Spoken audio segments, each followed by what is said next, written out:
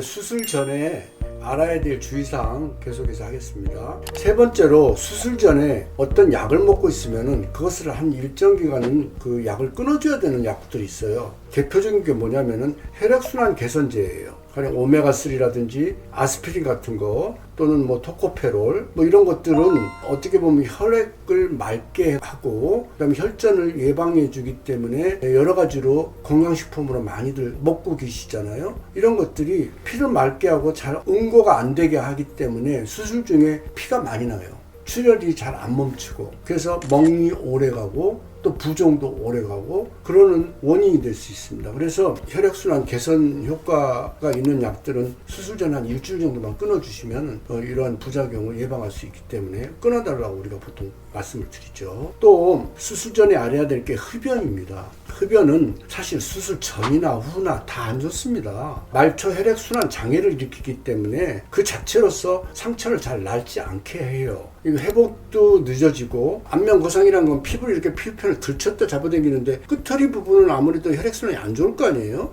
근데 환자가 상처가 잘 이상하게 나는 끝허리 부분이 약간 색깔이 좀 까물까물하다든지 잘 안 나는다 싶어서 환자한테 혹시 담배 피우시지 않아요? 그러면 담배 피우시는 경우가 참 많아요. 그게 담배하고 연관이 많습니다. 환자분이 수술하기 전에 말씀을 안 해주셔도 우리가 상처 보면 안다고요. 그만큼 이 흡연하고 상처는 굉장히 연관이 있어요. 그래서 꼭 피우는 분을 담배 끊으라고 하기는 힘들지만 수술하기 전에 이것도 한 3, 4일만 좀 끊어주시면, 그리고 수술한 뒤에도 한 3일만 끊어주시면, 수술 앞뒤로 한 3일씩만 끊어주셔도 굉장히 상처에 도움이 되는 것 같아요. 그걸 알고 계시면 좋겠고요. 그다음에 이제 수술한 뒤에 피통, 이거 착용하느냐고 이제 물어보시는 분 많아요. 그 병은 피통 착용하나요? 이렇게 물어봐요. 피통 착용한다 그러면 수술을 하는데 의사가 실력이 없어서 피가 많이 나니까 피통을 착용시키나 보다, 이렇게 생각하시는 분이 있는데 피통은 필요합니다. 왜 필요하냐? 우리가 수술을 할 때는요, 이제 수술 중에 출혈이 안 되게 하기 위해서 지혈제 같은 것을 그 생리적 식염수에 섞어서요, 그걸 갖다 피부 밑에다가 빵빵하게 채웁니다. 마취제도 섞고 지혈제도 섞고, 그리고 피부 밑을 뺑뺑하게 채우면 그 수압에 의해서도 피가 안 나요. 그런데다 좋은 게 뭐냐면은 조직이 이렇게 쭈글쭈글하게 이렇게 했던 사람들은 피부가 박리가 어려워요. 근데 피부를 빵빵하게 이렇게 트메슨트 용액이라고 그러거든요. 이런 트메슨트 용액에 의해서 빵빵하게 채워놓은 피부는 피부 박리가 잘 됩니다. 마치 바나나 껍질 벗겨지듯이 쫙쫙 잘 벗겨져요. 금방금방 피도 안 나고요.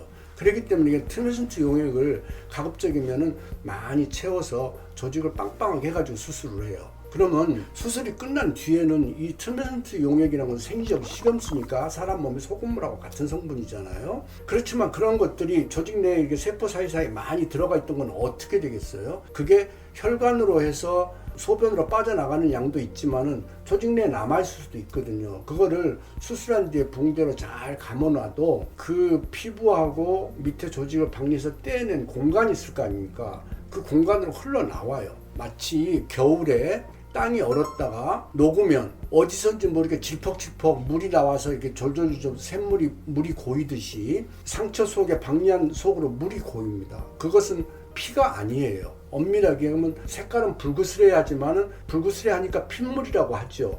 그렇지만 우리가 핏물이라는 게 세숫대야에 물을 가득 떠놓고 피 한 방울만 떨어뜨려도 붉으스레합니다. 색깔이 붉으스레하니까 핏물이라고 하지만은 그건 엄밀하게 얘기하면 생리적 식염수가 많이 흘러나온 거예요. 그게 빨리 없어져야 조직에 정상적인 혈액순환이 잘 돌고 영양 공급도 빨리 일어나고 상처도 빨리 달라붙어요. 그러한 물들이 빨리 빠져나가줘야 되는데 그걸 바깥으로 빼내주는 그 배관이 바로 피통이라고 생각하시면 됩니다. 피통을 착용을 해야 어떤 공간이 있으면 거기에 피통을 꽂아놓는 그 공간은 금방 달라붙어요. 물이 생기는 대로 빠져나가 버리니까 금방 피부가 달라붙어서 살이 붙어버릴 거 아닙니까? 근데 핏물이 고여 있으면 그게 살이 달라붙고 싶어도 붙지는 못해요. 그럼 그걸 주사기로라도 핏물을 빼주기 전까지는 그게 떨어져 있다고요. 피통이라는 게 굉장히 중요합니다. 수술하고 만 하루 정도는 그래서 피통을 꼭 착용을 해서 물을 빼내게 됩니다. 흡입관으로 이렇게 음압을 걸어서 빼내게 되죠. 또 이제 수술한 뒤에 붕대 안 감으면 안 돼요? 이렇게 물어보시는 분들